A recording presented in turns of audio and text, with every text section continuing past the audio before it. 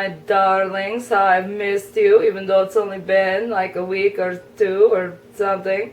As you may have noticed, I have two very special guests with me today. I know a lot of you are probably thinking, oh, but we wanted Alfred. Don't we all? Alfred is sleeping at the moment, so no Alfred right now, but I'll have an announcement about Alfred at the end of the episode, so keep watching. Now, back to my two special guests. As you can see, I have Flying Mint Bunny with me today, and he is a guest today because of this one, which is a very special bat. I have a lot of bats up in my attic, but this one is very special. His name is Fane. Once upon a time, a long time ago, I sent Fane after Arthur to sort of watch over him, to make sure, you know, that the whole vampire thing wasn't permanent, had no lasting effects, etc., etc. And since then, Fane and Oliver here have become very good friends, so he sort of comes and goes, but he's with Arthur most of the time. Now, Arthur calls him Fang, not Fane. I'm not sure if he misinterpreted the name, or, you know, he thought it sounded like Fang, or if it's because the bat also has one fang. I'm not really sure, I've never asked. I find it a little bit ironic that he calls Fane Fang, and Alfred calls me Fang. Interpret that however you like. So on to your Romanian phrase for the episode. Now, in the very first episode of this, the introductory episode, I taught you all how to say Bună seara, or good evening. Now realize that a lot of you that are watching this are probably human, and therefore Bună seara isn't always appropriate for you. For example, you wouldn't want to say Bună seara at 10 in the morning. So I thought I would teach you Bună dimineața, which means good morning. So now you know how to say good morning and good evening in Romanian, and you can pick and choose whichever time of day it is, which would be more appropriate. Now, onto your Romanian fact of the episode. Today I want to talk about my hero, other than Alfred. Obviously, Alfred is my hero, but before Alfred came into the picture, my hero was, as most of you know him, Dracula. His real name is Vlad III, or Vlad the Impaler, or Vlad Țepeș. Now, I chose to talk about Vlad Țepeș in this episode because I actually had a question about him from Solaya's son, who said, at one point in history you had Dracula as your king. I read on the internet and read the real story of Dracula, and it said that he dines with the blood of his enemies as they die slow, painful deaths. So I was a bit confused about this. My question is, did he really drink blood, or was that nothing more than a rumor? For those of you who don't know a whole lot about Dracula, Vlad Țepeș was a ruler of mine in the early 1400s. He got the name the Impaler because when other armies from other nations, Hungary for example, would try to come in and take over my land and such, he would impale them. If you don't know what that means, it means you take a very long stick and you shove it up someone's ass, you stick it in the ground and let gravity do the rest. A lot of people think this is very cruel and, you know, inhumane, but vampire. Yes, it's true. Vlad Țepeș was a vampire. Officially, he was not. Officially, he was just a leader, but unofficially, it's very hush-hush. In the vampire community, everyone knows, but in human society, not a lot of people know, or they suspect, but I'm not supposed to be saying any of this, but I'm going to anyway. Vlad Țepeș is a vampire. Has been since early 1400s. Is still around, is still alive.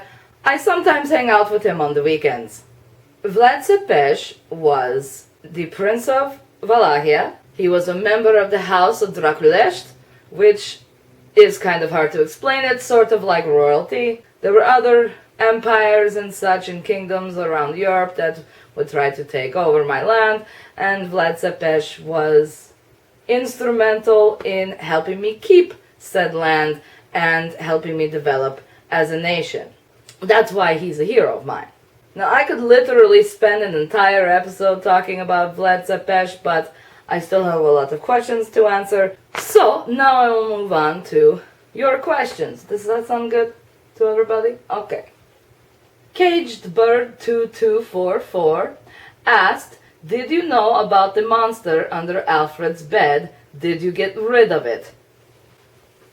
Of course I knew about the monster under Alfred's bed. I put it there. Monster is a very harsh word. I would really call him a magical being. He's very much like Oliver or Fane here. He's still there. He's still under Alfred's bed. And the reason he's under Alfred's bed is because I cannot always be in Alfred's room with him to, watch over him when he sleeps or whatever. So I put the creature under Alfred's bed to protect and watch over him in case anything were to happen.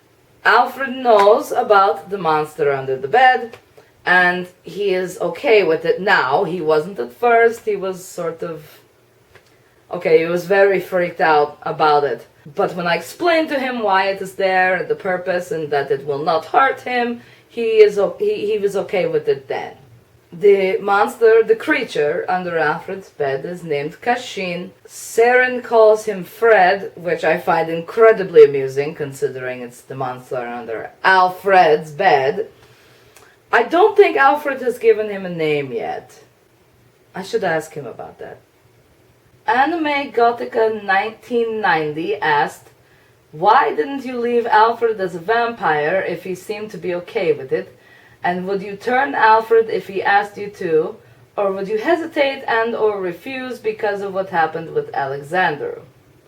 Alfred was okay with being a vampire at the time. I mean, he wasn't entirely okay with it, but he was willing to adapt for my sake. I had to fix Alfred for similar reasons that I had to fix Arthur. Alfred loves way too many things that as a vampire he would no longer be able to enjoy. Alfred thought the fangs were cool. Alfred thought that it was cool that he had red eyes. But if he had had a few days to really think about it and let it sink in, I don't think he would have been okay with it. If he were to come to me at some point and say, I want to be a vampire, I want you to turn me, would I do it? Probably, because I can't really say no to Alfred. I have a very, very hard time saying no to Alfred. I would be extremely worried about it and extremely skeptical, partly because, yes, of what happened with Alexander. Zach Antley, whatever, he has 3 different questions, so I'm just going to answer them all in one go. Have you and Alfred done it yet? And if so, how is he?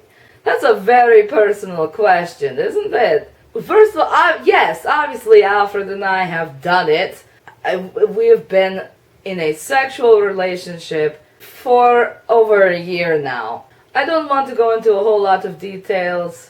Needless to say, for a human, he's absolutely amazing, and I don't know where he learned everything he knows.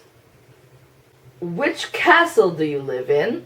I live in my castle. I don't know if you're expecting me to say that I live in, Dracula's castle. I don't. I live in the castle that Nikolai had built for me. So yes, my castle is hidden with all sorts of magical barriers and such. And I've lived in this castle since Nikolai had it built for me when I was a little one. How come you only have one fang? Years ago, when I performed the spell on Arthur to cure him of his vampirism, so to speak, magic never works without sort of equivalent exchange, so I had to sort of sacrifice half of what I am to restore Arthur to what he was. Doing that had the result of my right fang breaking off. Normally, of course, if this happened to a vampire, it would grow back. The spell that I performed took half of my immortality in order to fix Arthur, and the loss of my right fang is the physical manifestation of that sacrifice. Prince Highwind asked, Romania, have you got America in the coffin yet? No, I've not got Alfred in the coffin yet. The coffin is the one thing that still freaks him out about this whole being in a relationship with a vampire thing. He's gotten pretty used to everything else, I think, at this point. There are some things that I still sort of try to keep from him. Not keep from him, like lie to him, but keep from his view. I don't feed in front of him. I don't do a whole lot of magic in front of him. Some of that stuff still freaks him out, and so I don't want him to be scared or uneasy in my home. The coffin is one of those things. I really, honestly, don't sleep in my coffin much anymore. I sleep with Alfred in his bed when he's here. When he's not here, when he has to go home for whatever reason, those are the only times when I sleep in my coffin. At first, I kind of teased him about the coffin. Come on, Alfie, come in the coffin. It won't hurt you. It'll be fine. But I realized that he's very uncomfortable with it, so I don't pressure him into it. At this point, if, someday he decides that he wants to give the coffin a try, I would be thrilled about that. But if he doesn't, that's okay. I'm not going to force him into it, especially because it makes him so uncomfortable. Jeff the Killer Girl asked, what do you think about the Cullens? I assume you mean the Cullens of Twilight fame, because I don't know of any other Cullens. The Cullens are a fictional family from a fictional novel. What do I think of them? Honestly, I don't know a whole lot about Twilight, but from what I do know about them, I know that, that their skin reacts when they go in the sunlight and they sparkle.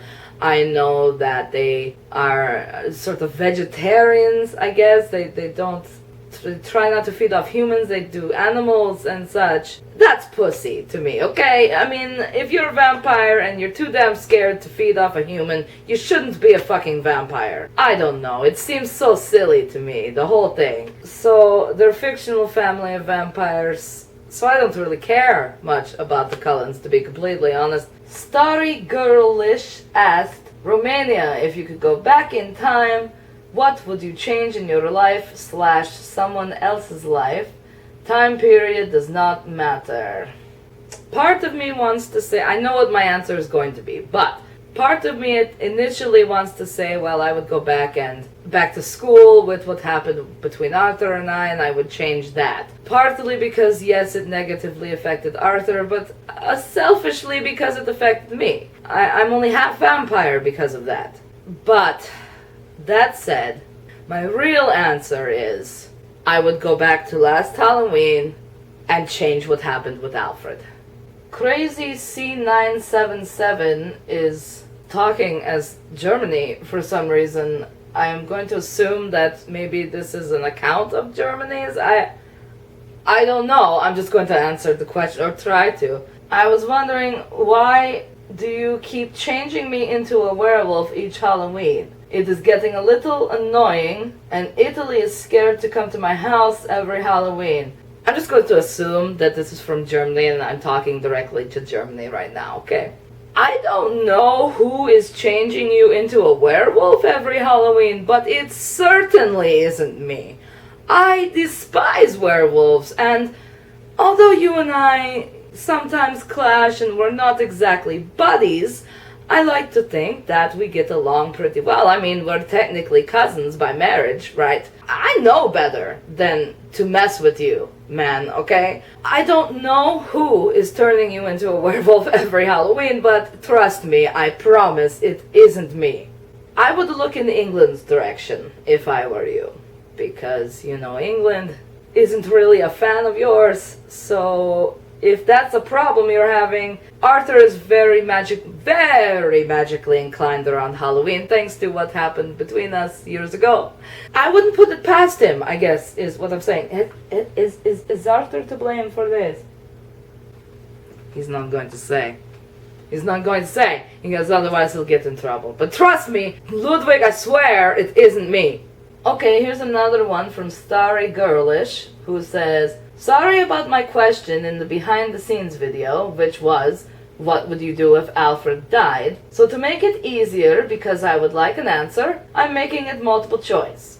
Think of it as a choose your own adventure thing. That is not nothing about this question is an adventure. That's a nightmare. Losing Alfred in any sense to me would be a nightmare, not an adventure. Okay, so since this is multiple choice, I'll go through and I'll try to answer each one of them. What would you do if Alfred died in front of you? I would perform every last magic spell I could think of to fix him. Clearly, I would kill myself in the process if I had to. What would you do if Alfred died at home of natural causes? Nations don't really die of natural causes in the way that humans do. We won't die if we have a heart attack. We won't die if we have a stroke. We don't even really suffer those kinds of medical ailments. So if Alfred were to die at home of natural causes, it would have to be something like a huge natural disaster that wiped out some of his land or all of his land. If that were to happen, I don't know what I would do because I wouldn't be able to fix it. So I guess I would cry my eyes out and be depressed and miserable for the rest of my life. The rest of eternity, I guess. What would you do if Alfred was killed at his house? How he was killed is your call. Nations can't really be killed in the traditional sense. Our version of being killed is being annexed. Even if a nation is annexed, it isn't necessarily a permanent thing. I mean, look at Prussia. Prussia was annexed and, he is clearly still alive and is a micronation now. It all depends on the circumstances and such, but let's just pretend for a moment that Alfred can be killed like a normal person and someone killed him at home and I found out about it. I would seek out whoever murdered him and kill them myself. Miss Aqua 16 says, since you're so scared of hurting Alfred during Halloween, why don't you just ban all Americans from coming to your country during October? Well, because it isn't Americans that I'm worried about, it's the American. I'm not in love with every single American. So if Americans come to my country during October, even if I were to feed on one of them, I would not accidentally change them because I'm not in love with them. The only way that I know of, that anybody I know knows of, to accidentally change someone into a vampire is if you are in love with them and you feed on them during October. 686 Tay says, if you were trapped in a room with Hungary, what would you do? I'd probably end up killing her. Like I said earlier, it's kind of hard to kill a nation. But I would find a way, because I'm sure that the longer things went on between her and I in this room together, we would kill each other or die trying to kill each other. Matt X Mellow Forevers asks, how do you say I love chocolate in Romanian? Also, what are your top 5 favorite books and movies? Okay, let's answer the Romanian part first. If you want to say I love chocolate in Romanian, it is Îmi place ciocolată, which is really sort of you're saying I like chocolate. I like chocolate a lot, which I say a lot because I really love chocolate. What are your top favorite books and movies? Right. Okay, let's do books first. In no particular order, I'm just going to list some favorites. I obviously am a big fan of Anne Rice's Vampire Chronicles. I really like Anne Rice and Stephen King. Those are my 2 favorite American authors. I really like the Harry Potter series, and I liked Bram Stoker's Dracula. Even though it's very inaccurate, I still liked it. Other than that, anything fairy tales. I love fairy tales. I don't care what country it's from, what language it's in. I love fairy tales, particularly anything involving Ileana. Now, those of you who don't know who Ileana is, Ileana Kosyunzana is a Romanian fairy tale princess, I guess you could call her. She is basically the epitome of beauty, and I have had a little fangirl crush on her for as long as I can remember. As far as movies go, there is a Romanian movie called Mihai Viteazul, or Michael the Brave. And it's basically a historical movie about one of my leaders. So I also really liked Interview with the Vampire, Bram Stoker's Dracula, the Harry Potter series again, Jeff the Killer Girl again. Says, do your sons know about your master, or did they see him when you were turning them into vampires? Did he appear to them? I assume you're talking about Nikolai. No one really knows about Nikolai except me, well, and Koshmina. As far as Radu and Cesar go, they have never met Nikolai. I'm really the only one who knows about Nikolai other than Koshmina, and I'm the only one who speaks to him on a regular basis. Kayla Yene says, I have 2 questions. 1, is it weird being in a deep emotional/sexual relationship with Alfred after what happened between you and Arthur in high school? I'll answer that one first. What happened between Arthur and I happened so long ago, and in fact at the time Alfred didn't even exist yet. It isn't really weird for me. I think it's a little bit weird for Arthur. For me it isn't weird, because I mean, as much as Arthur and Alfred are very much alike, they're also very different. Kayla Yane's next question was, does Alfred's desire to always be a hero ever constrict your relationship because he won't listen to you when you tell him not to do something, such as staying away on Halloween, for a random example? Yes and no. There are times where I wish he would just shut up and listen to me because I'm trying to protect him, but does it cause problems in our relationship? I don't think so. Anime Gothica 1990 says,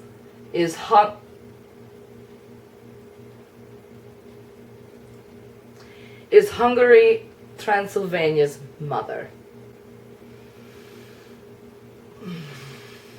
I'm sorry, that made me a little bit nauseous. Fuck no! Hungary is not Transylvania's mother.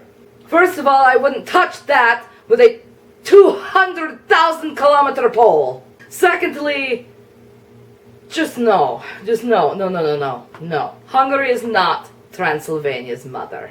Vincent V6 wants to know, how many people have you dated and who? This is a loaded question. I've gotten around in my day, okay? Obviously, you know about the relationship I once had with Arthur, with England. I think I mentioned the last episode about my relationship with Bulgaria. In school, I was in a mostly sexual but sort of romantic relationship with Norway. I was in a mostly sexual relationship with Denmark. I've slept with Greece. I've slept with Austria. I've slept with Francis.